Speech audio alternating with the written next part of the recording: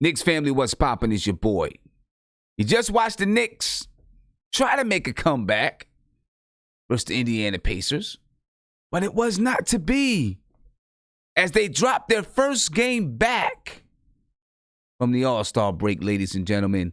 The New York Knicks struggled for a good portion of the night. Played well in the first half, but then they struggled. Let's get to it, ladies and gentlemen. Break it down.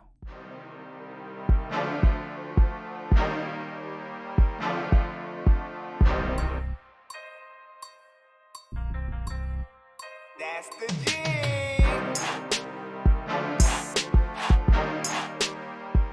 Yes, ladies and gentlemen, the New York Knicks were at home versus the Indiana Pacers. And, you wondered, would they have fresh legs coming back from the All-Star break? How would they feel? What would they look like? Will we see anything different? Well, the first half, the offense, they had some decent ball movement, some decent man movement. But ultimately, ended up being a whole lot of the same stuff. As you see right now, the Knicks up 3-2 over the Indiana Pacers.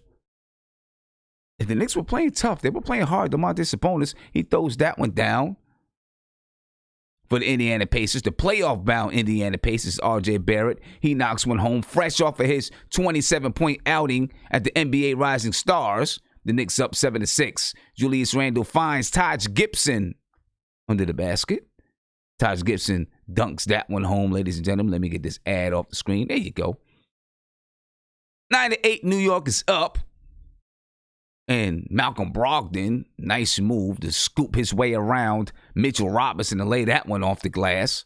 10-9, Indiana. Julius Randle gets the ball to RJ Barrett. RJ Barrett loses Victor Oladipo to dunk that one home. The Knicks up 11-10. Julius Randle up to RJ Barrett. RJ Barrett inside, spins, lays it off the glass with the left hand. Beautiful, beautiful, beautiful move by RJ Barrett. And no, this is not a preview, ladies and gentlemen. This is the actual game. So let's get the game recap up. There you go. 13-10, Miles Turner puts that one in. The Knicks are up 13-10. Julius Randle spins his way into the lane, fades away, knocks that one down. Julius Randle did not have a good game tonight. Did not have a good game at all. He only had 9 points on the night. 7 points on the night, Julius Randle had. 7 points, 7 rebounds. Dennis Smith Jr. flying throughout the lane, lays the ball off to Mitch Robinson. Mitchell Robinson tonight, he had 8 points. He only 8 points and 8 rebounds. Had 5 personal fouls. Also had 4 block shots tonight, Mitchell Robinson did, as he tried to lead that charge at the end of the game for the Knicks to come back. Dennis Smith Jr., he pulls it up to end the quarter, the first quarter, to put the Knicks up 5, end of the first quarter. 20-17, Kevin Knox finds Bobby Portis. Bobby Portis, he knocks one down. The Knicks up 22-17. 24-20 now, Domantas Sabonis, he finds number 26, got his name real quick. Sometimes it skips out Jeremy Lamb. Yeah, that's Jeremy Lamb, number 26. Domantas Sabonis inside, roughneck. Domantas Sabonis lays that one in. Who knows? He might be related to Tyson Fury with the way that he plays sometimes. He's tough like Tyson Fury is tough. Come from that same, he's got that same type of toughness, whatever you want to say. 29-27, the Knicks are up. Dennis Smith Jr. gets it out to Reggie Bullock, who knocks down the 3. The Knicks go up 5 in the second quarter. Kevin Knox, he gets the ball at the top of the key. Kind of a broken play. He pulls it up. High arcing shot for Kevin Knox. Kevin Knox had 4 points on the night. He only played 17 minutes. He also had 2 assists. 35-31, the Knicks are up. Domantas Sabonis in the lane again. Domantas Sabonis had 24 points and 13 rebounds. Does what he does well. He did what he does well. 36, the game is tied. Malcolm Brogdon ties it up. Now the Pacers up 38-36. Victor Oladipo turns that one over. RJ Barrett with a nice slippery move. Lays it off the glass. Too bad he missed the free throw on that one, but that was a beautiful move. Great body control by the young kid. Frank Ntilikina guarding Malcolm Brogdon. TJ Warren guarded by,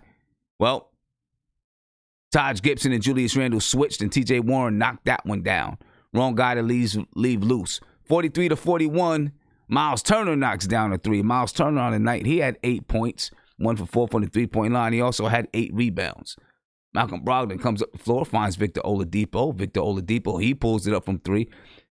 We talked about Victor. We don't want Victor to get loose. He didn't really get loose tonight, but he had a couple of plays like this one right here as he crosses up R.J. Barrett and goes to the lane and lays that one in, and the Pacers go up at half. The Pacers up by 7 at half, 51-44, and now is when the Knicks really start to lose it as Domantas Sabonis pounds his way inside. Moe Harkless started the second half of the Knicks over Reggie Bullock. Maybe Coach Mike Miller wanted a little bit more size. Who knows? But T.J. Warren, he kicks the ball out to Miles Turner.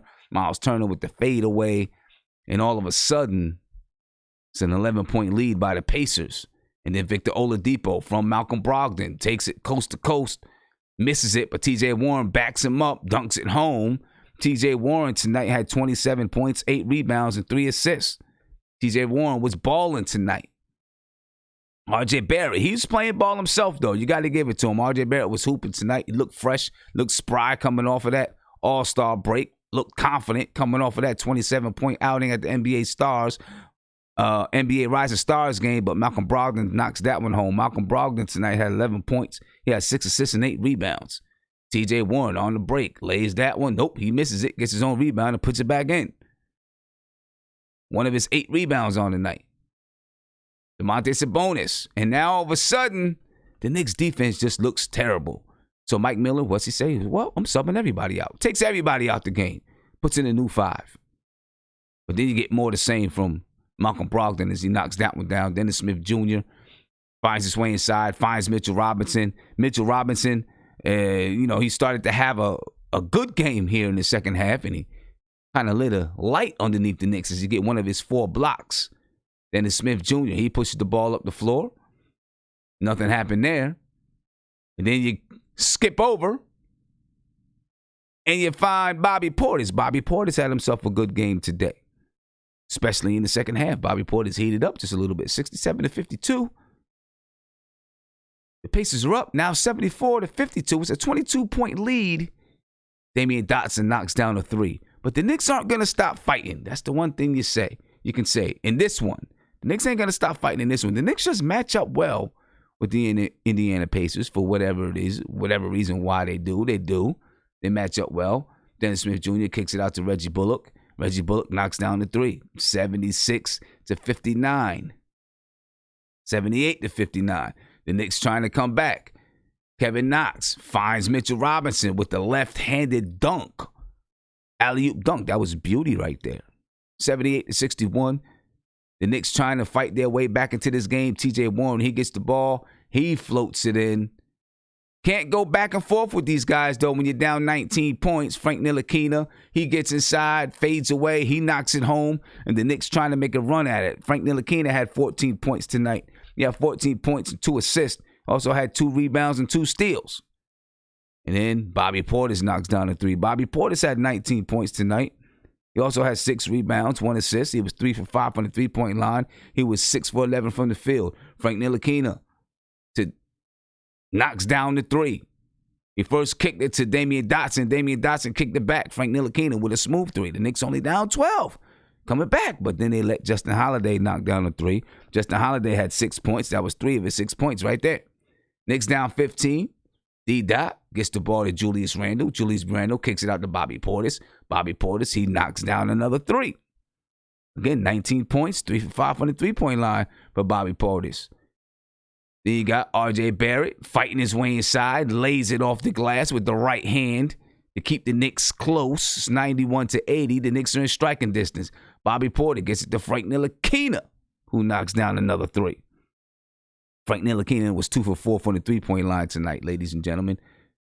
Spinning and wheeling and dealing in the lane, and then T.J. Warren lays it with a nice reverse off the glass. And, when you're down like this, you got to get every stop you can. It's 96-85, and Bobby Portis says, give me one more time. Bang, he knocks down that 3 to keep the Knicks within striking distance. Down 9 points with just 2 minutes and 30 seconds left. Julius Randle, a much-needed layup or dunk at the rim. 2 of his 7 points on the night. Julius Randle really didn't have much to give tonight. He had 7 points, 4 assists, and 7 rebounds. was 2 for 9 from the field. He was 0 for 1 from the three-point line. 3 for 6 from the stripe. Julius Randle's not trusting his jump shot, so he's forcing stuff inside, and he's spinning, not grinning, he's turning it over.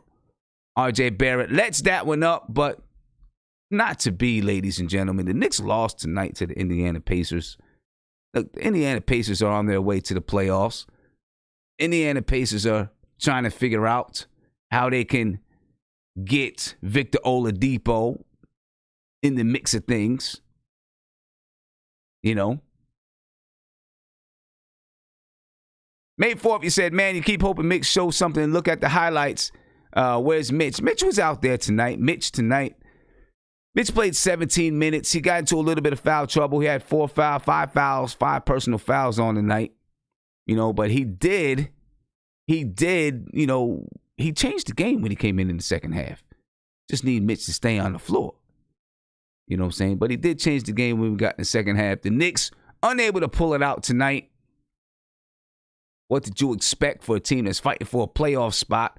The Knicks, listen, when a team is fighting for a playoff, well, they're in the playoffs. They're fighting for seeding. They're fighting for seeding. Want to be the highest seed as possible, especially when you got the Milwaukee Bucks looming, right? The Milwaukee Bucks are going to play the lowest seed in every round. But when you got the Milwaukee Bucks looming, you're fighting to get the highest seed possible. So the Knicks are going to be playing, when they play teams, when they play these playoff teams, they're going to be playing teams that are kind of desperate, that are playing like they're desperate. Got to step up and ball. Let's check out the numbers for the night, ladies and gentlemen. The biggest lead by the Indiana Pacers was 22. The biggest lead by the Knicks was 5, and that was early in the game. Once the Knicks gave up the lead, they never got it back. The game was tied 4 times. The longest run by either team was 8, and there were 5 lead changes. Indiana Pacers shot 40.9% from the field. They shot 28.6% from 3, and they shot 78.8% from the free throw line. Right, the Indiana Pacers, they had 50 rebounds tonight. They out-rebounded the Knicks. They had 50 rebounds. They had 20 assists, 7 steals, 5 blocks, 11 turnovers. The Knicks, they only had 40 rebounds, only 21 assists on tonight, 7 steals, 7 blocks, 15 turnovers. The Knicks shot 43.2% from the field. They shot 44% from the three-point line and only 68% from the foul line. The Knicks, they only took like 81 shots tonight. It's kind of low. Kind of low for the Knicks. Only took 81 shots. Knicks end up losing this game, ladies and gentlemen, 106-98. Let's take a look at the box scores and talk about the box scores a little bit, and then I'm going to open up the phone lines. See what you got to say about the game and anything else that's going on in the world of the New York Knicks. And by the way, do me a favor. Ring that notification bell, ladies and gentlemen. Subscribe to the channel if you're not subscribed to the channel, and ring that notification bell. You'll be notified anytime I go live, drop a video, or post in my community section. So make sure you take care of that right now. And also, hit me with that thumbs up. Hit me with a thumbs up. Send me out with a thumbs up, ladies and gentlemen. All right, let's go ahead and let's get to it. Tonight, the Indiana Pacers were led by T.J. Warren. T.J. Warren had 27 points. He had 3 assists, 8 rebounds. He's 10 for 21 from the field. I like T.J. Warren. I like his style of play. I like what he does, man. I really do like T.J. Warren. Domantas Sabonis, he had 24 points, 13 rebounds, 3 assists. Also had 1 block shot. Miles Turner had 8 points and 8 rebounds. Malcolm Brogdon had 11 points, 6 assists, and 8 rebounds. And Victor Oladipo had 8 points. Victor Oladipo is trying to work his way back in. He only played 25 minutes. He's trying to work his way back into the system. Justin Holiday, the former Knick, he had 6 points, 1 assist, 2 rebounds. T.J. McConnell had 2 points. Jeremy Lamb, he had 6 points. Doug McDermott had 14 points. Like the way Doug McDermott plays basketball. And just to think, Dougie McDermott, Dougie Fresh, he was a Knick. We could use what he brings to the game. We could use what he brings to the game right now. And I know, people say, well, he wasn't a guy that was going to be, this and that. He's a good piece. Obviously, you can see the way that he comes off screens, the way that he backdoor cuts to the basket. Him and Kyle O'Quinn used to have that thing going on all the time. I liked Doug McDermott. And what he brings to the game is tough. You don't find that many people. His defense, maybe it's a little bit shaky, but he's on a good team where you don't have to worry too much about. You can make up for his lack of defense. But he had 14 points tonight. For the New York Knicks, ladies and gentlemen, the New York Knicks were led by R.J. Barrett. R.J. Barrett had 17 points, 4 rebounds, 2 assists. He also had, he had 3 turnovers. I didn't mean to say 3 turnovers. I was looking for steals, but it is what it is. R.J. Barrett was also 8 for 19 from the field. He was over 5 from the three-point line. Just wait until this guy starts knocking down that three-point shot consistently, ladies and gentlemen. And actually, they weren't led by R.J. Barrett. They were led by Bobby Portis. My bad. Bobby Portis had 19 points. He also had 6 rebounds. He had 1 assist. He was 6 for 11 from the field. He was 3 for 5 on the three-point line. Bobby Portis led the way, especially in the second half. Then it was followed by R.J. Barrett. The third leading scorer tonight was Frank Ntilikina. Frank Ntilikina had 14 points, 2 assists, 2 rebounds, 2 steals. Rounding out the starting 5, Reggie Bullock had 9 points, 4 rebounds. Julius Randle had 7 points, 4 assists, 7 rebounds. He was 2 for 9 from the field. He was 3 for 6 from the free throw line. Taj Gibson had 8 points. Looked like Taj Gibson had fresh legs, a couple of plays there. He tried to catch himself a nice little dunk on somebody. Looked like he had fresh legs coming off of the All-Star break. Moe Harkless, he played 16 minutes. He had 3 points, 3 rebounds. Mitchell Robinson played 17 minutes in foul trouble. Good portion of the night. He had 8 points, 8 rebounds, 4 block shots. Dennis Smith Jr., he had 3 points. Kevin Knox had 4 points. Again, like I said, Bobby Portis, he had 19 points. Damian Dotson played 22 minutes. He had 6 points, 3 assists, 3 rebounds. That's the numbers, ladies and gentlemen. That's the numbers on the night. It is what it is. This is where we are with it, ladies and gentlemen. The Knicks fall to 17-39 on the season. The Indiana Pacers are 33-23 on the season. And we're here to see what's coming next, ladies and gentlemen. What is coming next? Eli M., you say Portis is the scoring leader. Need I say more? Yeah, I hear you there, right? If Bobby Portis is your scoring leader, well, I mean, he did have one game where he had, 19 points or something like that. It is what it is, man. Give me a call, ladies and gentlemen, 516-452-2246. I want to know your analysis. I want to know your reaction to tonight's game. And if you want to join me in the Whereby, you can join me in the Whereby. It's whereby.com/NBK. And we can talk about what happened tonight. I'm going to tell you the one thing that I really saw tonight is that R.J. Barrett looked very good. And I think the commentators brought it up, that, R.J. Barrett looked like he was healthy. Looked like that ankle was healthy. He was getting a good burst off of his ankle. So the rest did him well. Right? He's getting good burst off the ankle, good explosion. He was getting to the basket. He looked, faster. So not only is his ankle feeling well, but he's also, what do you want to say? He's a little bit more refreshed. Right? It's probably a little bit fresher now, that you had the All-Star break and he's able to, able to get some rest, after he played in his in the Rising Stars game. He was able to get some rest, good for him.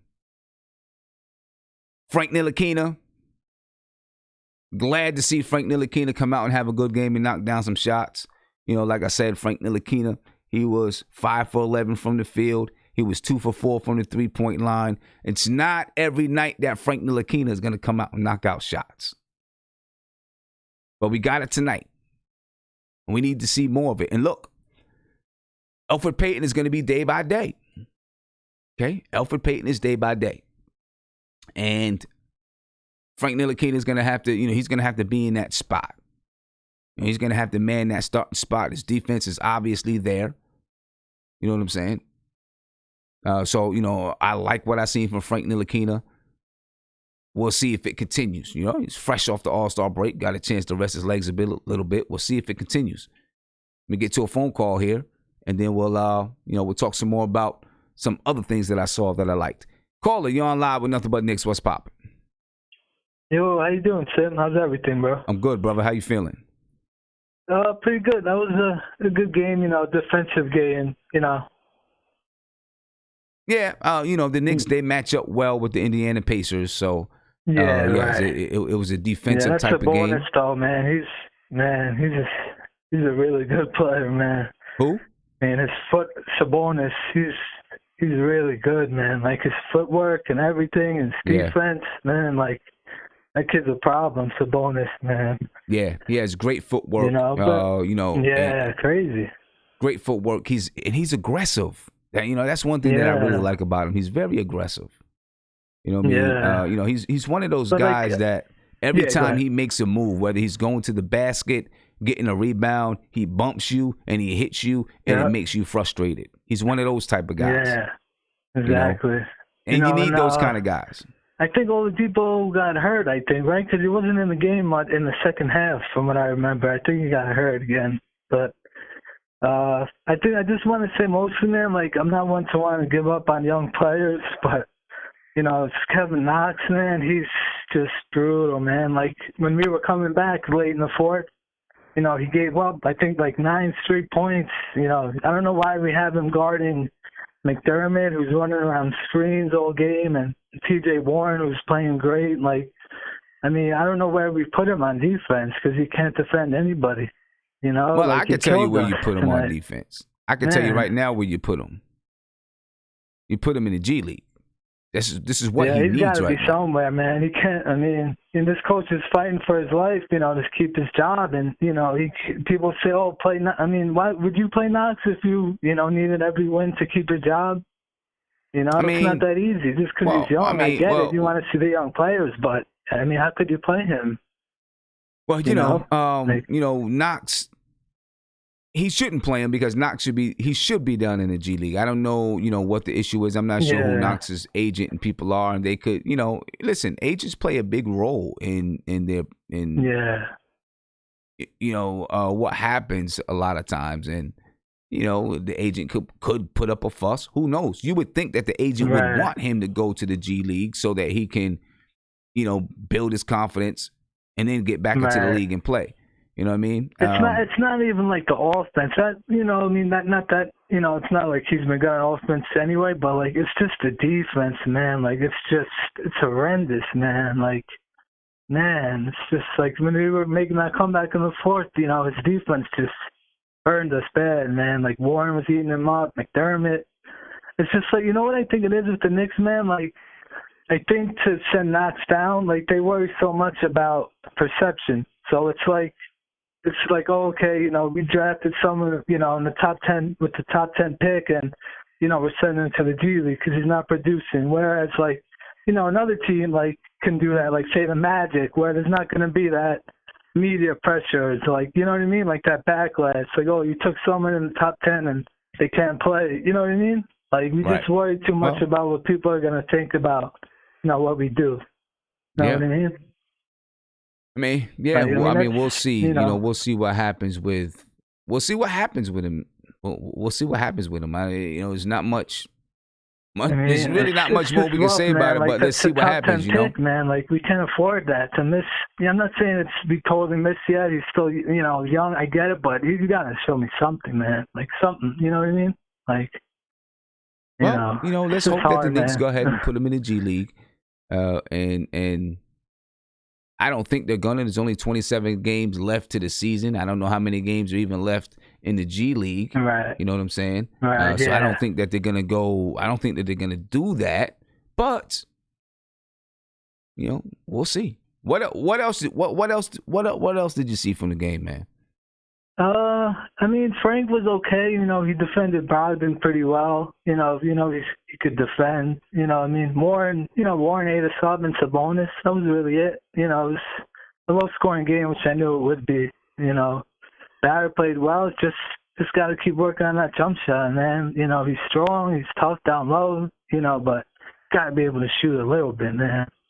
You know, well, he'll keep working on it. Listen, they went over his stats and things. I know he got the work out there. You can see it. You know, I know it'll get better. You know, look, they went over his stats and stuff like that.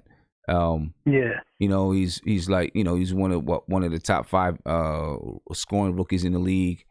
You know, one of the top 5 rebounder rookies in the league. You know, he's putting up good numbers to be a rookie. I know, like, people want to say negative things about him because, you know, we just missed on Zion and Morant. Like, I don't know. I don't think he's ever going to be those guys. Like, I mean, I don't see that type of, you know, what's the word? You know, maybe upside just because he can't really shoot. He's not, like, very athletic. Like, I think he's going to be really good, but, you know, you can't just look at it as, oh, you know, he's not Morant or Zion. We didn't have the luck. You know, we didn't get the first or second pick. You know, which is probably what we needed. But I think RJ's going to be really good, man. You know. Yeah, he looked good just tonight. Keep working on that jump shot all summer, man. You know, every day. And I know he will. You can see it. You know he's got that work ethic. He's got the drive. So I know it'll get better, his jumper. Yeah, you know. His defense is good. So, you know, to me, just keep working on that jumper, man. He'll be really good, you know. All right. Hey, I appreciate the call, bro. All right, I appreciate it, man. Have a good night, all right? No doubt. Have a good one. Yes, give me a call, ladies and gentlemen, 516-405-2246. Give me a call. Moe Harkless, I want to talk about Moe Harkless because, you know, I'm still watching him. I'm not exactly sure. You know, I'm excited to see, you know, what he's going to do with the Knicks. I mean, you know, he's a good defender. But I'm not sure exactly. Just watching him play right now, you know, for so far, from the time that I've seen him out there, he's just kind of been, you know, he's out there. I guess he plays good defense, but he's out there. I don't see him giving that much production. When he does have the ball, he's, you know, just kind of hands it off to someone. I guess he's not a creator, so he's not going to create for himself. He did knock down a 3 tonight, you know, and, you know, it's only his second or third game, right? So it's going to take him some time to get warmed up, to get himself really into it, right? So I get that. I understand that. So I'm just looking to see what is it that Moe Harkless is going to bring, if he's going to be around. Now, he may not even be around. He may end up being bought out, right? And move on to the Los Angeles Lakers. If he does get bought out, I think that's where he would end up. But, you know, I do, you know, find it, I don't want to say surprising, right? But he did start in the second half, right? He did start in the second half. And, I mean, maybe it was for more size. You know, he got taken out with about, maybe 8 minutes left in the third quarter. You know, I guess Mike Miller just saw that he wasn't really doing much. I don't know. You know what I'm saying? But took him out, and he put Reggie Bullock back in. You know what I'm saying? Reggie Bullock just brings more energy. Now, they both play defense. Reggie Bullock brings more energy, and he's a little bit more of a threat. Okay? So, we'll see. We'll see. We'll see what happens with Moe Harkless. But, you know, I don't know. I'm just not seeing him do a whole lot while he's out there. You know, so I'll be watching to see what he does, you know, as we move forward. Right, Dennis Smith Jr. tonight again. You know, Wally Zerbiak was talking and saying that he liked the energy from Dennis Smith Jr., the things that he was, you know, I don't know. Yeah, see, he did have 6 assists tonight. You know, I'm not seeing anything, I don't know. I'm not seeing anything too crazy from Dennis Smith Jr. I'm not exactly sure where they're going to go with him. As for the team as a whole, the first half they played okay. Lapses on defense. You know, they got really, really sluggish in that third quarter. The Lakers got the Morris twin, yeah, so I guess they don't need Moe Harkless now, right? So I don't know where else he would go. I don't know where else he would go because the Lakers, you know, the Lakers got the Morris twin, no need for Moe Harkless. So, but you know, as far as, you know, what I've seen from the offense, you know, the defense, I mean, look, the defense wasn't too bad. They gave up 106 points.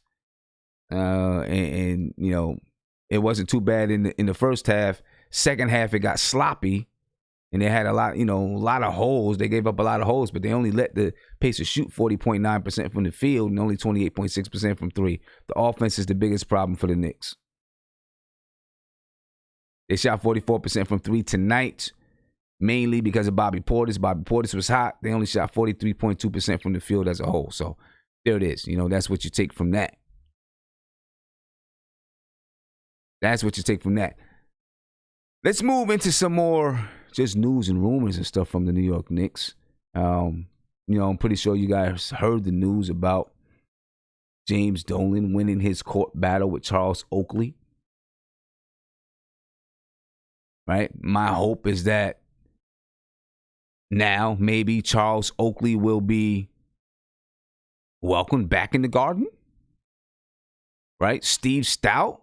Well, I'm pretty sure Steve Stout is going to have his name, his word into things going on at Madison Square Garden. Will Steve Stout be able to get James Dolan to bring Charles Oakley back to the Garden? I don't know. We'll see. We'll find out. You know what I mean? But it's finally over, right? That whole thing, I guess, is finally over. And now maybe we can get Charles Oakley back in the Garden. And maybe that is the start. Maybe that is the start of things going to turn around, right? Charles Oakley got the ban lifted. So maybe that's the start of things that's going to be turned around. Hopefully, he comes back. I can't wait to see what it's like when he does come back to the game. Right? He does come back to the game and the crowd's going to cheer him and all those kind of things. So that should be a good look. That should be a good look for the Knicks. Speaking of James Dolan, continuing to speak of James Dolan as we are, James Dolan is looking into buying SNY. Right? I'm pretty sure you guys watch SNY. So he's looking into buying SNY. We'll see how that goes. Ian Begley, watch. See where that goes. Right, so we'll see. MSG may own SNY. Well, in SNY, if you don't know, SNY is Siobhan, yep. According to reports, Oakley is now allowed back to MSG. If you don't know what SNY is, it's a cable TV network, right, that covers New York sports. And I'm pretty sure you've watched SNY. You've seen Ian Begley, some other people from SNY, do stuff, talk about the Knicks, talk about the Mets, right? So looking into buying SNY. So we'll see where that goes, ladies and gentlemen. It's not going to do much for the Knicks besides, just another feather in the cap, I guess, of Mr. Owner, Mr. James Dolan. The Knicks are still waiting on Leon Rose to become the president of basketball operations. Right? Apparently, one of the holdups is that he was organizing a retirement party or whatever it was for Dwayne Wade. And Dwayne Wade, who is one of his clients or former clients or whatever it is,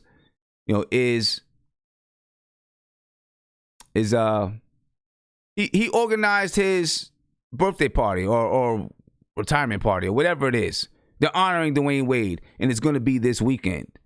So I guess after this weekend, and he wanted to put his energy into that party. So maybe after this weekend, we finally get Leon Rose. We'll finally hear that Leon Rose is the president of basketball operations.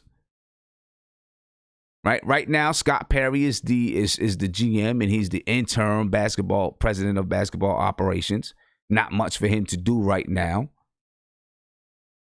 Right? Yeah. Yep. After the Wade celebration. Not much for him to do right now.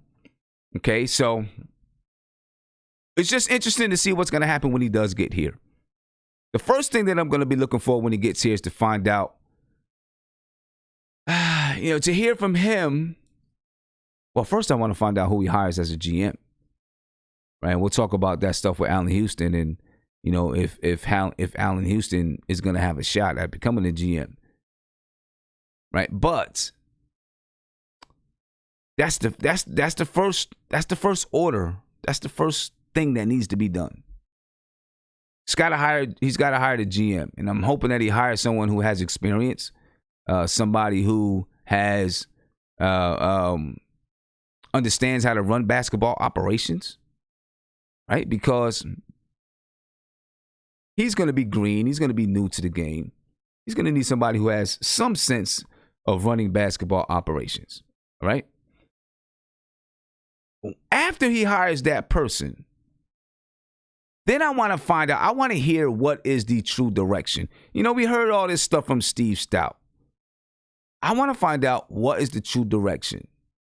Exactly. G. Andrezzi. Exactly. Leon Rose, please put a plan in place and get the team going. That's what I want to hear. What is the plan? What are we looking to do? Where are we moving? What's happening? Right? I'm sure he's going to look at the guys that we have, hopefully. And see, this is where does he know how to have a plan? All right? That's the question. Does he know how to have a plan? If his purpose is just because he has connections around the league and things like that, that's the wrong way to go about it. So does he have a plan? That's the first thing I want to know. Does he have a plan? Right? Does he have a plan to build a team? Just because you're an agent doesn't mean you know how to build a team. I don't know what his basketball acumen is. He could just be a guy that knows how to wheel and deal. Well, I don't know. Hopefully he has someone that with that he brings in a GM who has that basketball knowledge. Because building a team is just so much more than just being able to bring guys in that you have connections with, or because you have good connections, you can bring in this, you can bring in that. You really got to know how to build a basketball team and put a team together, put the puzzle pieces together. So that's the first thing. What is his strategy? What is his plan? What does he see for the New York Knicks going forward? And I don't want to hear a bunch of hogwash. Ralph Petito, you said, I'm hoping this doesn't become another star chasing situation. It will be the same bad moves all over again. I want to see patience and take time to build up. Exactly. I don't want to see star chasing either.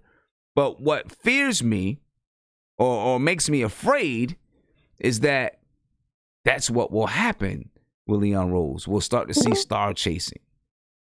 You know what I'm saying? And figuring because we have Leon Rose, that we'll be able to just start magically pulling in these stars because we have Leon Rose.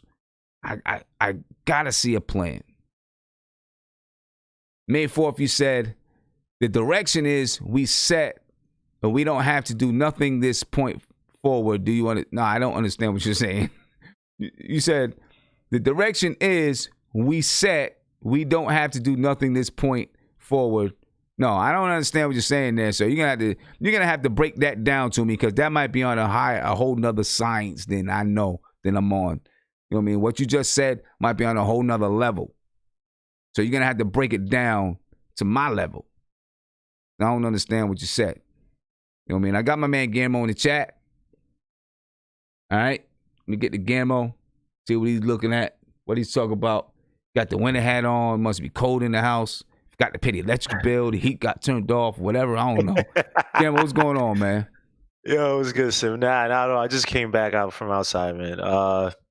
First and foremost, this game, it is what it is. First half, obviously, Knicks played tale of two halves. Whoever said that RJ Barrett had a really good game outside of the three-point shooting. But again, that comes with time. Again, he's a rookie. But anybody who said that he doesn't have a discernible skill, like I said, go to when it was 38-36 and he made the and one, even though he didn't make the free throw, and tell me that RJ Barrett, as a guy who can finish at the rim, is not more advanced than even some veterans who've been in the game. People want to sit here and talk about, they look at John Morant because John Morant's, killing it right now at the Grizzlies. He's a guard. He's playing at a plus multiplier position. He's athletic. Everyone talks about Zion because of the hype, because, Zion's a solid player, but, I think he's somewhat overhyped. You know what I mean? But people want to talk about RJ Barrett like he doesn't have the discernible skills, right? The kid can finish at the basket. See, that's the thing about us Knicks fans, man. We complain and we complain. Sometimes we don't see the blessings that we got right in front of our faces, right? This kid, RJ Barrett, is a rookie, and he plays fearlessly. Again, go back to 38-36 where he finished at the basket, or when he caught what's his boy's name, Oladipo, for the little crossover to his right, and then spun around and made the basket. People like RJ Barrett, man. I have no problem with that kid whatsoever. So self-starter, the kid is slowly improving. He's gonna get better. Look, the 3-point shot ain't falling right now, but again, that's gonna come with time because he wasn't a good 3-point shooter in college. He wasn't really a shooter in college, period. And his form was terrible in college. Again, give the kid some time. So I have no problem with him. Other guys on the team, Portis again had not a good game, but against Portis, I kind of don't really care. Randle had a really bad game tonight. And the thing that I don't like with Randle is that even when his offense isn't flowing, he doesn't fill it back up on defense. You know what I mean? Like he doesn't kind of like offset it. And that's the issue. It's not look, everybody has a crap game, right? So I know people, kill Randle. This is the same guy. Look, Randle's given us games where he's had 20-something, 30-something, 30-some points, and he's the only guy really, being aggressive, going to the basket, finishing. So I'm not going to sit here and say that he hasn't had those games. But again, when he gives us nothing on the offensive end, or he's not, this guy was hesitating, didn't really want to shoot. He has to show up on the defensive end. And when you got guys like Sabonis, you got guys like Warren, you got guys like Turner, you have to make yourself present as a front court stopper to help the front court, right? When Mitch is not in there, you got to be the one to kind of stop the bleeding. And the guy doesn't get back on defense. He lollygags even back on offense. He kind of jogs again. I think his workout, whatever he did this summer and the previous summers where he's trying to bulk up, I think that's the wrong thing. He should be working about stamina, fast switch muscles, getting his endurance up, because he has to be able to run the floor if he wants to be an effective two-way player. And I don't know if that's in his mindset, but if he could do that, he would be an all-star. Let's be honest. The kid, he could average 20-some points, but it feels like it's empty because we're not winning and he doesn't do anything on defense. You know what I mean? So, I'm not going to harp on too much on him, but, I would love to see him kind of change up his workout plan and his body to be able to, take the grit and the grind or the speed, not necessarily just the weight, because he has a strong exoskeleton, so he doesn't need to bulk up too much of muscle. But anyway, pass him. You can see him huffing and puffing. My bad, Sam. You can see him huffing and puffing out there on the floor. Both on offense and defense. And when he's even on offense, you sometimes see him when he gets the rebound, he passes the ball, and the rest of the offense is kind of like, all right, let's kind of push. A lot of times it's not necessarily like it's a fast break, right? I'm talking about sometimes the defense, maybe it's two guys who aren't really paying attention. Even though they've gotten back, sometimes those guys haven't paid attention. And that's when a guy like RJ can cut to the basket. You just mentioned Doug McDermott. And one of my favorite plays obviously was we had Kyle O'Connor with the backdoor cut. But remember, Doug McDermott also, there were plays on that team where it's kind of, all right, let's hustle up the floor. Someone's not paying attention. He's here in the half court, he's kind of jogging, but let's hustle. Let me make that bet. He's made backdoor cuts, in a so-called, I wouldn't call it fast break, but kind of like the transition. But you can't do that if Randle's a guy, he slowly bring up the ball, he dribbles, and then pass to a point guard, and the point guard's kind of like, all right, but then the defense settles. So he has to pick up the pace, man, and whichever coach comes in, or if it's Mike Miller who's here to stay, even though according to Steve Stout, he has his own vision, whatever, they have to tell Randle, hey, we got to play at a faster pace. And if that means you losing weight, whatever, you have to do that because you kind of slowing us up. And so I want to get to Knox, man.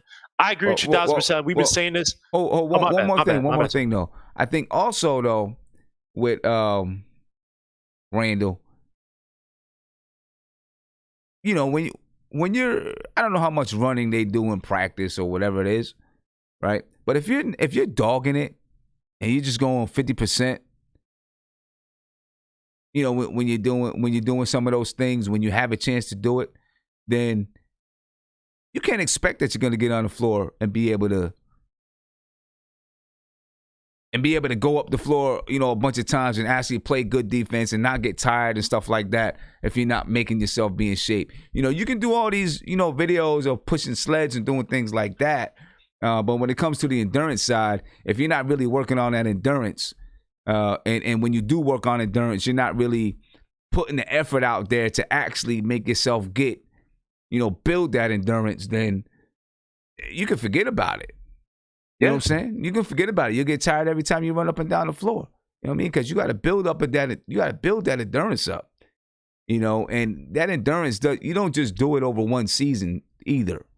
people think that you can just, you take off the summer and then you come back and you build your endurance, you get in shape and then you can take that break. Nah, the really good players, the reason why they stay in shape over the summer and they continue to work out and keep that endurance up is because your endurance can build. And then you get to a point where, you can get to a point where of course you're going to get winded if you have a couple of plays where you go really, really hard and things like that. You're going to get winded, but you never really get tired because you've built this endurance and it's built on top of each other and on top of each other. You know what I mean? And you've trained your body to understand itself and to understand how to pace itself, but still play hard while you're pacing yourself and things like that. I did want to ask you a question though. Yeah, sure. What is a discernible skill? People say that RJ Barrett doesn't have a discernible skill. What is a discernible skill? A discernible skill is something that when it's time for that guy to execute it, they can do it at a proficient rate, right? So proficiency is basically that. You having a skill that's, profound. I keep using the P word. It's where he's doing it at a high clip, right? It's efficient, or, it's not just efficient, but it's a high clip. So that means that even with the higher usage, the efficiency rate is still high, right? So a discernible skill, right? Jordan's, stop and pop, turnaround jumper, Kobe's turnaround jumper since he took his game from Jordan. Shaq's bully ball down low, the little one dribble hit you and then dunk. Olajuwon's dream shake, Ray Allen's 3-point shot. Discernible skills are where when that guy's in that position to do it, you give him the benefit of the doubt that he's going to be able to execute that discernible skill at a high level. And I've seen RJ Barrett. I'm telling you, I've seen him with contact. And the funniest thing is that, like I said, he's like Dwayne Wade, right? Poor man's Dwayne Wade. Even though Dwayne Wade has, non-for-real body control, RJ Barrett is developing a lot. I don't know, not say develop, but he has a lot of good body control, especially off the contact. Like I would actually tell guys, like, once I see RJ Barrett kind of go up, maybe fake it and just let him go, because I've seen him many times. He uses your contact to almost realign himself to properly make the easy throw to the basket, the easy little layup, the easy little kiss off the basket. I've seen him do it against big front courts, against guys his size. He just knows how to absorb and use whatever kinetic energy that the players around him, the defenders around him, are giving off. And people want to sit here and say, because he's not dunking, it's not leading to a whole bunch of wins, it's not this. First of all, RJ Barrett's not even the focal point of offense, right? You go and look at the Grizzlies, this boy, John Morant, one of the focal points, focal point of offense, you could say. He's the guy, he kind of does everything. Zion Williamson, even though he's not the focal point now, a lot of his height. I ain't going to talk about Zion, whatever. But when you see RJ Barrett, his discernible skill is executing around the basket. And at the very least, we need that, because we talk about Doug McDermott. Oh, yeah, we love those. Remember, he had some spells where he was not able to shoot. You know what I mean? So, look, RJ Barrett, we're saying complain, he has to develop a shot, but no one's taking into account, I don't know what his percentage is around the rim, but he's executing, from what I've seen, it seems pretty proficient for a freaking rookie. And it's pretty good compared to some other veterans. Yeah, well, he was definitely the focal point tonight on offense. He shot the ball 19 times. He had the ball in his hands a lot. He shot the ball 19 times. I think the next closest is 11. Bobby Portis shot 11 times. Frank Ntilikina shot 11 times. So he was definitely take those 5 threes out. And where does his percentage go? Because you take those 5 threes out, he was 8 for 13. Now, when he starts knocking those threes down, when every night he's 2 for 5 or whatever it is, he knocks down 2 of those, he's got 23 points. Right? So, that's going to come. That is going to come without a doubt. In my mind, it's going to come, because his shot it looks good. Now he does clank some of them, but for the most part, when he lets it go, it looks good. Well, he had it before he got hurt. I think it was maybe the 2 games before he got hurt, where that 3-point shot was looking lovely, man. You know what I mean? Like, it's just, look, it's gonna come, man. But again, even the shot, there was one. I want to say it was a first 3 where it was a long rebound. I think it was a long rebound, and he kind of chucked it because I think he thought that there was not a lot of time left, right? So, again, when RJ Barrett gets the ball, we don't have set plays where it's like, all right, RJ Barrett's getting the ball in motion to shoot the three. You know what I mean? We don't trust him enough, and that's one of the problems I have with how we're coaching now. Because it seems like Mike Miller is still coaching to kind of win versus coach to develop. Because I would experiment with these guys as much as possible. And I understand, look, Mike Miller's probably like, look, I'm about to get fired. Screw this. I'm gonna just coach to look good and try to get another job. But if in theoretically, if I was a coach looking for development for the future, I would actually have RJ Barrett. I have a lot of these guys in positions where, look, you got to work on your 3-point shoot. Same thing with Frank. I mean, Frank, what did he shoot tonight? He had 14 points. I can't remember what Frank was 5 for 11 from the field. He was 2 for 4 from the 3-point line. 2 for 4 3-point line, which is good, right? 50%. But again, and I don't know. I just feel like RJ Barrett, like what they have, the schemes that they have him in is not pushing to shoot the three unless he has the ball and he's just wide open. Versus he ran around a few screens, came around a curl, and then he has a shot and he shoots. They do it from time to time. I'm just saying he's not a focal point offensive. And with that regard, right? It's usually Bullock or Dotson who are getting those curls, Ellington who getting those curls, and they shoot the shot. And that's fair enough, right? They're 3-point specialists. I get it. But, I would just like to see a little bit more experimentation. And Devon Fisher said something. He said he actually has the worst field goal percentage at the basket. It's super misleading, though. I got to check that out. The worst field goal percentage at the basket compared to who? On the team? Is it in the league? I doubt it's in the league. That wouldn't even make sense. I'm gonna check that up right now on the NBA stats. Give me 1 second. I just want to tell everybody. That's what you're saying. You have to bring a big time feel to this at 11:59 tonight. And hold up, I don't know exactly what I just did. I just had something playing in the background that I did not want to have playing in the background, and I got rid of that, I think. So now let's try this again. There we go. It's not playing in the background now.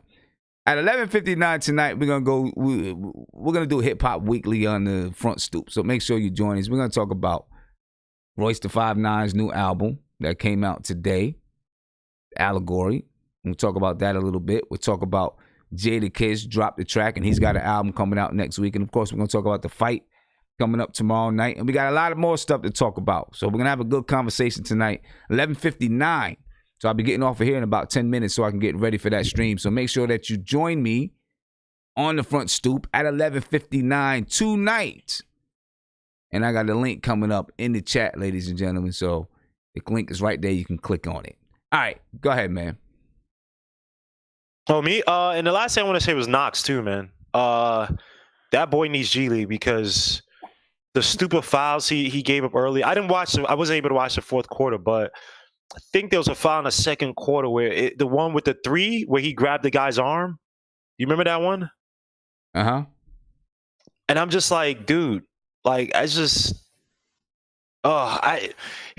needs to find his he has to find his purpose in the league. Like, does he actually want to be here? Because I'm sorry, man. Look, there's certain things, right? We can get on Frank, he's not shooting well. We get on DSJ, but Knox looks like what am I doing here? You know what I mean? Even when he hit that three, I forgot who he hit the three, whose face he hit the three in. But it was a three, I think, in the second quarter. And it was right after, I can't remember who missed the three right before him, which was a good shot, but he missed. It may have been Randle. But then he shot the three and it went in. And even that just wasn't a good shot.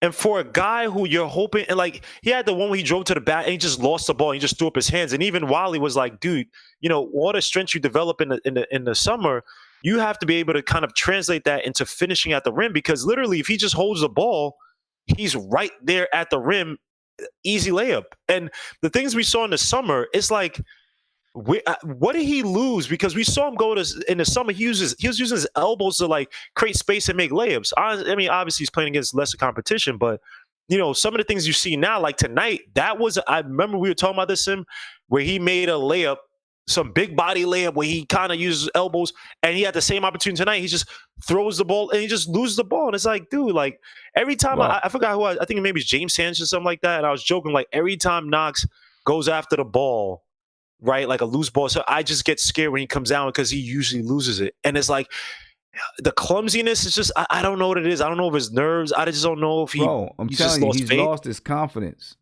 Confidence is shot right now. But when was his confidence ever really, the second half of last year when there was basically no pressure? Is that really confidence, or is that just, I feel like, like I said before, a player can lose confidence in their shot. They can lose confidence in something that they do, that they do on the floor. But if you start to lose confidence in yourself as a basketball player, see, I thought before he was confident in himself as, I know I can play basketball, right? So you could see him do some things. I feel like right now he's not confident as a player on this level. That's what I feel. And confidence is everything. I remember me and Tony Crow, we had a conversation with Walt Clyde Frazier when we met him at Clyde's Wine and Dine, right? Mm-hmm. After one of the games. And we were talking about Frank Ntilikina. And he said, it's confidence. Everything about him is confidence. He has the skill. He has the talent. It's confidence. And he told my daughter, he said, listen, you got to be confident, because that's the biggest thing that a basketball player has is confidence. You know what I'm saying? He has skill. He doesn't have any confidence right now. You can see it. He has no confidence. You know what I'm saying? He has no confidence. He has to go find a way to get that confidence back. Mark, what's going on, man? My bad. Mark, can you hear me? Yeah, I can hear you, bro. What's up? Good, man? I don't know. I don't know what to call these games anymore. They're just games right now. They're just games. That's all that they are. They're just games. What else can you call them? They're just games at this point. Can Mike Miller do me one favor? Just one adjustment he could do for me. When RJ's on the floor, don't have Randle on the floor with him. Just don't. Keep those two away from each other as much as possible. Even when because tonight was kind of what I'm hoping to see more, where he was just taking shots. But there were so many plays where I saw the dude had guys pinned down in the post. And Jesus, I just wish we had somebody to know how to give a quick pass to this guy when he's in the paint, because that's where all his buckets come from. I'm hearing Gamal talking about some guy saying he's the worst around the basket. What? That's where he scores baskets. I don't know where that came from. Because his jump shot is not on. So I don't know where he gets his points from jump shooting. His points is where it's close to the paint. I liked Frank tonight. He was aggressive. He took 11 shots. He was okay. He's what, I wish I could see more of that. Seen him pushing the pace. Randle's another person. He's another thing. He needs to learn how to push the pace. It is necessary for our team because the guys look out to run and get in transition. And then you have this guy that is just walking up the ball. Your man Mike Miller rotations kind of nuts. He's doing what Fizdale did, so I don't hear nobody complaining about that, because it's like you put in Mark Harkless, right? You take him out and then you put Dotson in the second half. Dotson been having a great season in my eyes. He's been consistent. And he comes in the second half and you expect him to do things. Listen, when you put a player like that, he has to have consistent minutes because he has a specific role. And he's been playing a specific role for the last 20 games that I've been watching of this kid. And you having him not play the first half and then put him in the second half to look for him to do something. Two, there's times in the games where we play good defense. But when we was going into the second half, Sim, Julius Randle got to pass the ball. It's like he's a turnover machine, and it's like he don't want to pass the ball to make guys good. I just don't understand it, because there's times he will get the double team. There's times where the other player will come over to him, and he is pivoting his foot double pump it. I'm like, dude, pass the ball, because we have shooters out on the wing that wants to shoot the ball or, get the ball to create, dribble handoff or something like that. Mitch is Mitch, man, because some of his defense, oh God, I just love watching that kid play defense. What else I could put to it? It's not Tonight just weird for me because So let's talk about RJ Barrett. You were talking about some of the numbers as far as RJ Barrett and where he scores from, right? He shoots from shooting from the two, from his 2-point field goal percentage for the year is 41.4%. That's his 2-point field goal percentage, right? His 3-point field goal percentage is 31.8. All right. When he's in the catch and shoot situation, he shoots 33.3%. When he's in pull-up situation, it's 27.8%. When he's less than 10 feet from the basket, it's 44.6%. All right. That's the lowest in the league. All right. I don't know if that's the low. I don't know if that's the lowest in the league. I haven't looked at that. I'm just looking at RJ Barrett. I will say less than 10 feet. I don't know if 44.6% is great. Less than 10 feet from the basket. No, that's good for him. That is good. Less than 10. Do you know how close less than 10 feet from the basket is?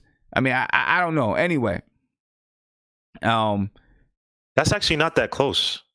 Less than 10 feet. Less than 10 feet from the basket. Yeah, but less than 10 feet. Sim, again, you could say 1 foot or you could say 8 feet. So, yeah, I know. I mean, but 8 feet is still not that far from the basket. The foul line is 15 feet from the basket. Okay. Yeah, but you're talking about a kid who's not an efficient shooter. So give me. I get that. I'm not complaining about it. I'm just saying, Oh, no, I'm coming less at the than people, 10 feet from the basket. He's shooting 44.6%. I'm just saying, like when Devon said that, it's like there's context to it because less than 10 feet, yeah, but are these jump shots or? And I'm not coming at you. I'm just saying that because Devon was saying the worst in the league. I just find it weird because every time I watch RJ, I think I don't know what the percentage is, but he looks a lot better than some other rookies and vets that I've seen who don't finish as well as he does. So yeah, I mean, I don't know. We'd have to look and see, what other people do. Shot clock range. Yeah.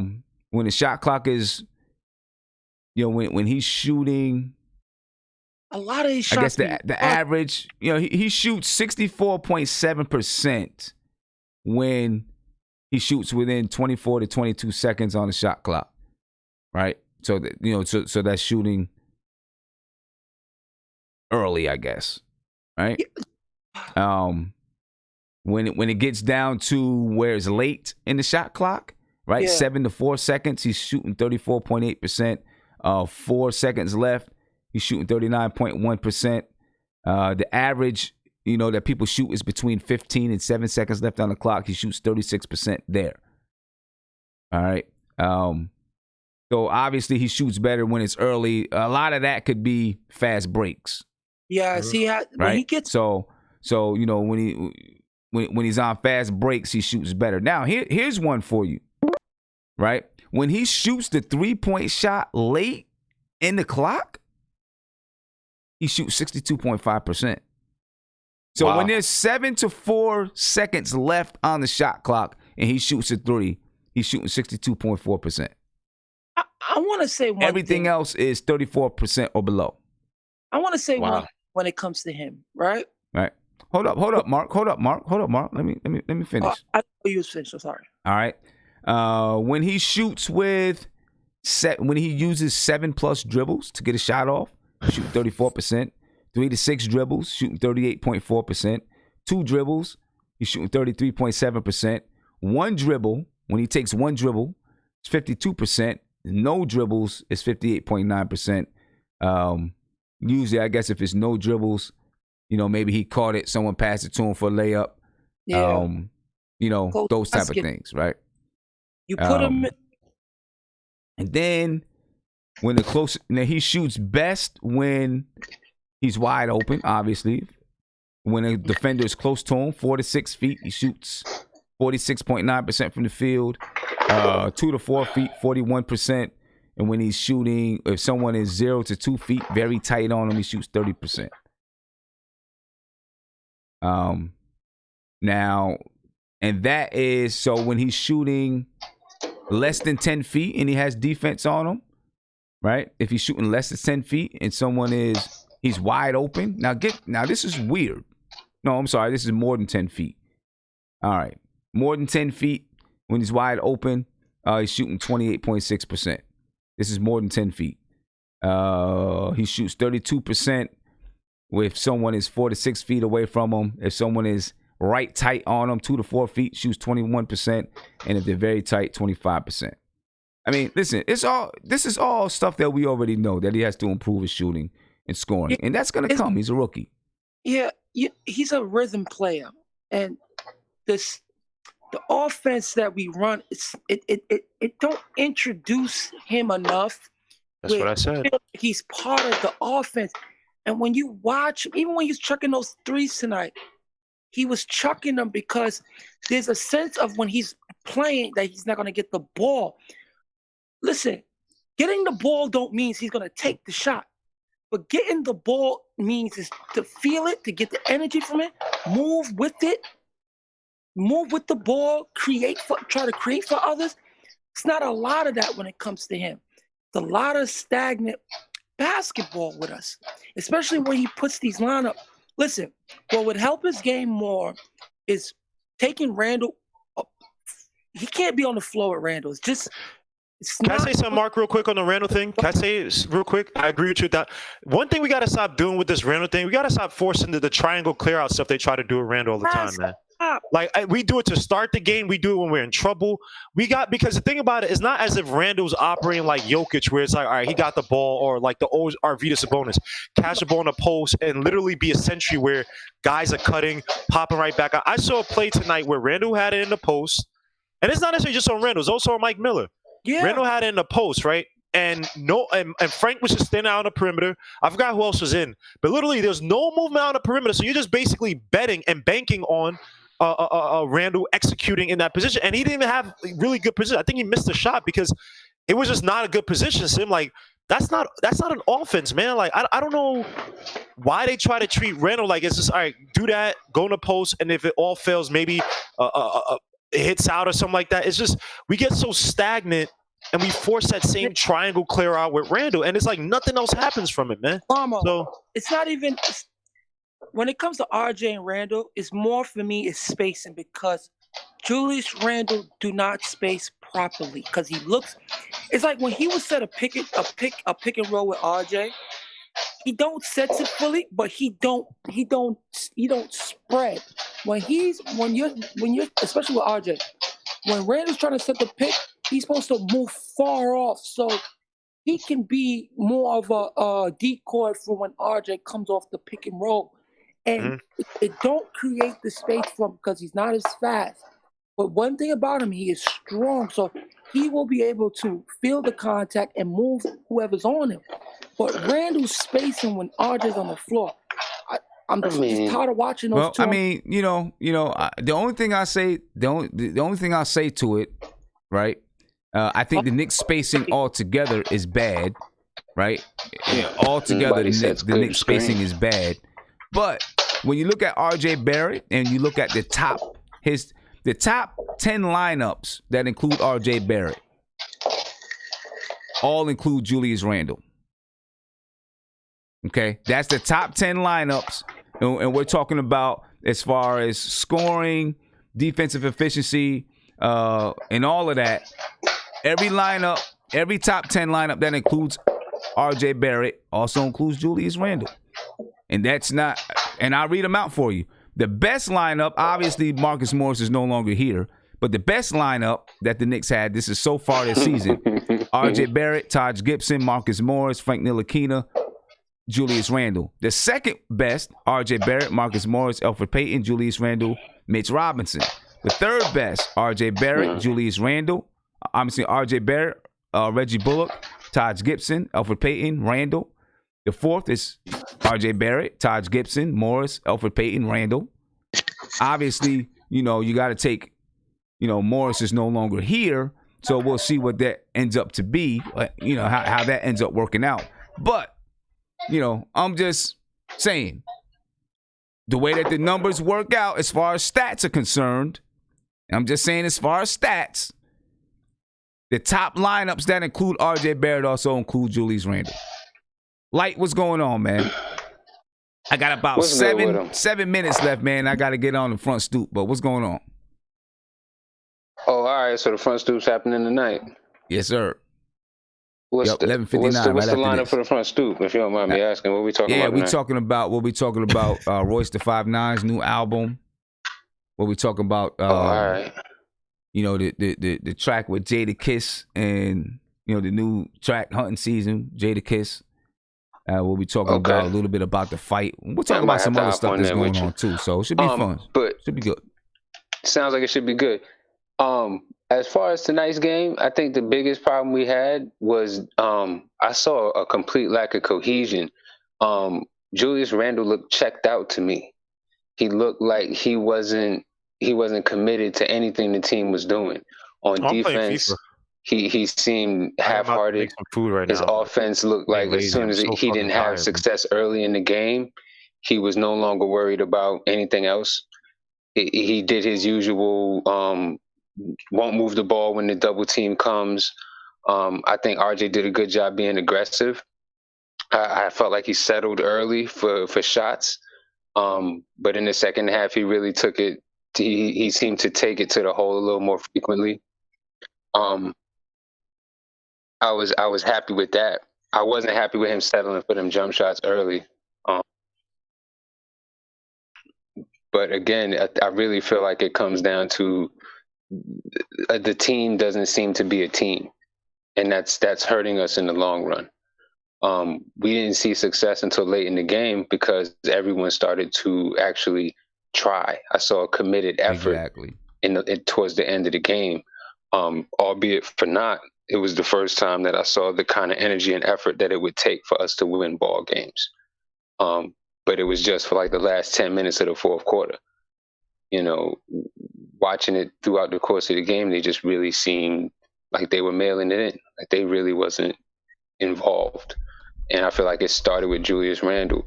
And when you're a high money guy, when your top dog, quote unquote, is playing like that, it's hard for everyone else to, you know, be as committed as they should be.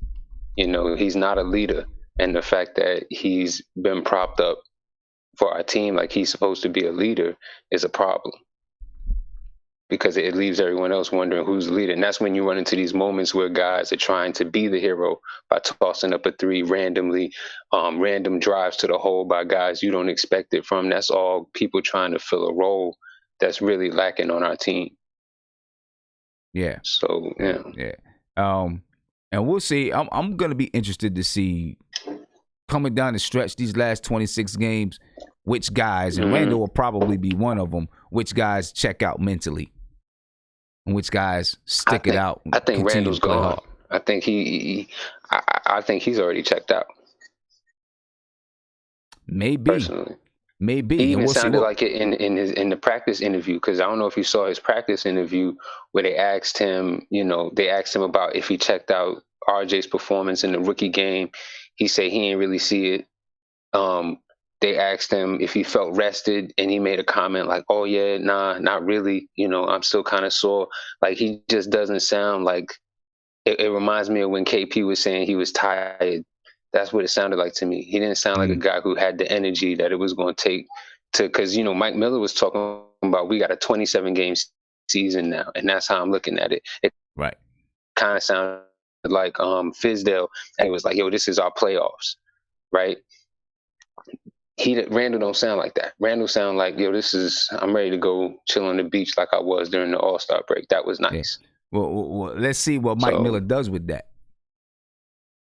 I mean, as far as Mike Miller, I mean, it seems like not much that he does now is going to matter going into next season. But as a coach, right, who could possibly have jobs coming later someplace else, people will be watching. Look, if he does check out, let's see what he does with it. You know what I mean? Yeah, I'd like to see him bench him personally, right? Because I felt like the team really started to click with him out, and Bobby. When Bobby Portis caught fire, it was because the ball was moving. And what I thought was really telling, Bobby Portis was hot. He got passed up on a wide open shot. RJ drove to the basket. He got the bucket, but he didn't even see Portis open outside on the corner. Bobby Portis didn't even care. The next play was the play where the ball got swung to Portis. Portis had a decent shot if he would have took it. There was a defender closing in, but he could have took it. He was hot. But instead, he swung it to Frank for the open three in the corner. And to me, that's the kind of play that we need from everyone on this team if we're going to be successful, because we don't have a go-to killer. We could just give him the ball and clear out. We got to work together. And I feel like Randle has it in his mind that if he gets the ball in these situations, he's got to go finish. He's got to go make it happen. And I'm not a fan of that. One thing Bobby Portis did say couple, maybe a week and a half ago when he was asked about Marcus Morris leaving, he said, is it going to hurt the team? He was like, no. And he wasn't trying to diss Marcus Morris. What's up? He was just saying, because we feel like we have guys that can score. We want to play this team style of offense, so we'll see what's up. But, hey, I got to run. It's 11:49. I got to get this front stoop started in like 10 minutes. You know what I'm saying? So I'm going to let you guys get a quick last word in, and then I'm running out of here. Guillermo, go ahead. You want to get it? Yo, you want to get a quick last word in, Guillermo? Because I'm about to get to the front stoop, man. Just real quick on a GM on the Leon Rose. I'm not trying to nitpick, but it's just weird that a Dwayne Wade party or birthday parties kind of hold him up. I would think that he'd be eager to come in and still just survey everything and try to get some stuff started. Try to get some connections going, make some phone calls. But I guess I don't know. That's just me. But I'm not trying to be like nitpicky. Maybe Dwayne Wade, that's his boy or whatever. I don't really know, but it just doesn't give me a good feeling. But it is what it is. The Knicks, We'll see. Yeah, Mark, real quick. Less RJ and Randall on the floor together. Do that for me. And Kevin Knox, listen, I don't ask for you to do anything too much, but learn how to stay in front of players, because Jesus Christ, and players have to. We play. Real quick, because I got to run. This time we play good defense, but when we have Knox on the floor, we got to send him down to the G League to get that confidence back and then beat up on other players. All right. And Light? All I'm gonna say is thanks for having me. I appreciate your show. It is what it is, man. We Knicks fans, so we've been through worse. Stay on the upside, stay on the light side, because we still got young guys that we could at least be upset about. This is the first time we've been in this position, so let it be. You know what I mean? All right, man. Hey, I appreciate it, man. And guys, I'm heading over to the front stoop right now, so I'm heading over there so I can get it set up. I hope you guys join me, ladies and gentlemen. Join me on the front stoop. All right, we're gonna have some good conversations starting at 11:59, maybe a little bit later as I'm getting everything set up. The link is right here in the chat, so you can jump over there right now and join us. Got a few things to talk about, so come on over here and join us. We're gonna have a good time over there, ladies and gentlemen. I'm out of here. All right, I will see you guys on the front stoop if you're joining me. If not, then I'll see you after the next game, or for a game preview, whatever it is. The Knicks play Houston next. That should be fun. That should be real fun. Ladies and gentlemen, I'm out. Peace.